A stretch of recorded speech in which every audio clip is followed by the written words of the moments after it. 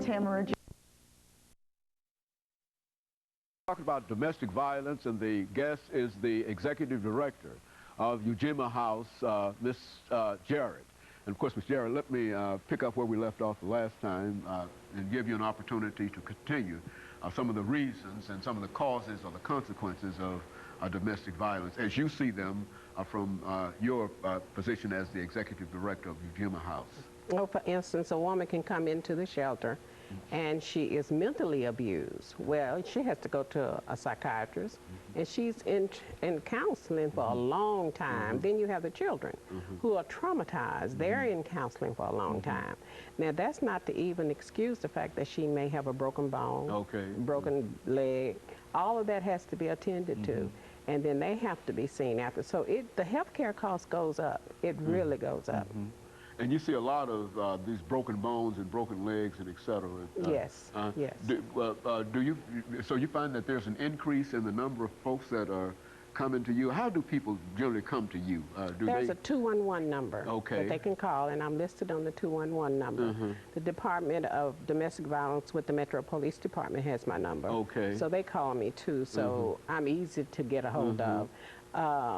And then just by word of mouth, the other agencies, the other shelters will refer people to you. Now, what would be a situation, could you sort of give me a rundown of situation that you might have of individuals who will come into you and how they came and some of the things that you were able to do for them? Well, number one, if a young lady calls, and if she's in danger, then I will go and pick her up from wherever she is.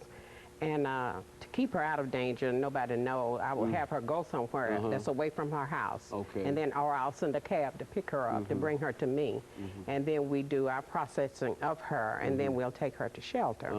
Now, once they get in shelter, and I do things a little bit different than they do in other shelters, I want to know what the woman wants to do for herself. Very good. Then you need to decide what you want to do for yourself. If it's go to school, if it's get a job, what do you want to do that will make you feel whole? And then that will take care of your children. And once we figure out what that is, then I will help her accomplish that goal. And I will keep her until she accomplishes that goal. Once she accomplishes that goal, then I will help her find a place. And then she can move out. Well, this seems to be a lot of sort of hands-on kind of personal kind of things that should keep you. Well, how many people are you able to counsel at EJarrett House? Do you have a set number? My shelter is very small, very small. In fact, I'm thinking about starting a building campaign because it's only 800 square feet. So it's the smallest shelter in the city. Which means when you say I don't have one family. You're one family. If I have a family with teenagers, that's it. If I have a single woman, I can take another single woman with 2 kids. That's it. And that's the extent of well, you do believe that since you've been involved in what you're doing, that there's a tremendous need for more space. Yes. I turn down 5 to 6 people every day. Every day. And these are people in a real sense who are not being served unless they go to some of these other areas, and they are. And they're full. They're full. Yes. And so it's a lot of folks. We're always looking for more space. There's a lot of folks in Nashville. So do you believe that domestic violence is a real problem in Nashville? It's a big problem in Nashville. And I don't think really everybody knows how big it is. Well, let's talk about how big it is. I mean, now you have 3 shelters here. And out of the 3 shelters, right now, today, all of us are probably full. So now, if all of us are full, then where's she going? The person who might need your assistance or help. Where are they going? So Nashville, as large as it is, needs not only more than 3 shelters, but they need to have larger shelters. Now, if I was a little larger, because see, my funds are nil. If I was a little larger shelter, then I could help eliminate a lot of that backlog. But since I'm so small, I can't.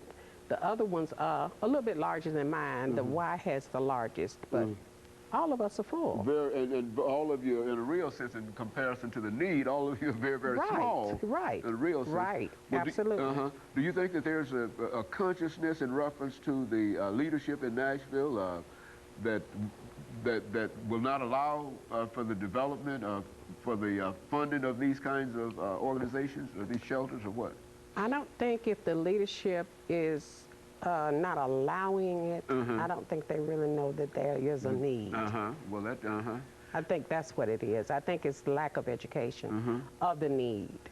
Because a lot of people, domestic violence is just like AIDS when you talk to people about it. Okay, all right. They don't want to get involved.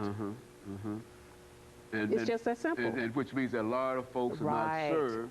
But as long as you, and I think you've already connected it to health and all of those other costs, et cetera, and as long as corporations should be the first one to get online because they're losing employee time. They're losing, they have to stay at home with their children, they have to stay at home because they had to go to the hospital. Corporations suffer a lot with domestic violence, whether they admit it or not, but they do. They lose a lot of money that way. Well, is there any way that the organizations that do concern themselves with domestic violence can come together or have come together to try to look at the overall picture? Because if you're dealing with one family, and somebody else might be dealing with more, well, they probably not dealing with more than 5 or 6 families at a time, which means that we only have facilities maybe for 30 families. And that might be stretching it in a real sense. Well, no, I think the Y is a little bit larger than that. I think they can house about 70 people. About 70 and they're people. The largest, yes. 70 people, but then of course when you break those people down into families, you really got a very, very... Well, but... and I might be wrong. Those numbers, they don't ever tell you how many it is. I may have the wrong numbers, but I don't know. It's apparent that there is a need. Yes, yes. And your purpose here today is to try to at least dramatize the need that you have as well as others have, and perhaps get some kind of support.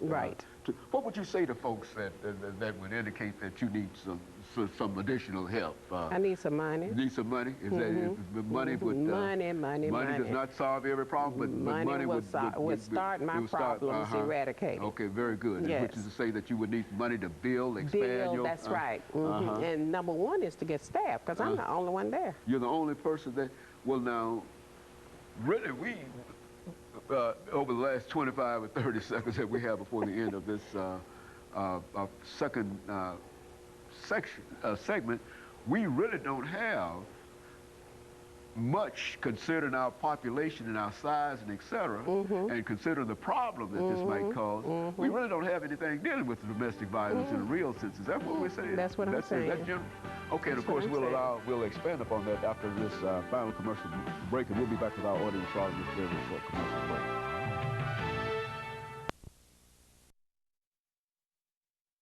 And they need good road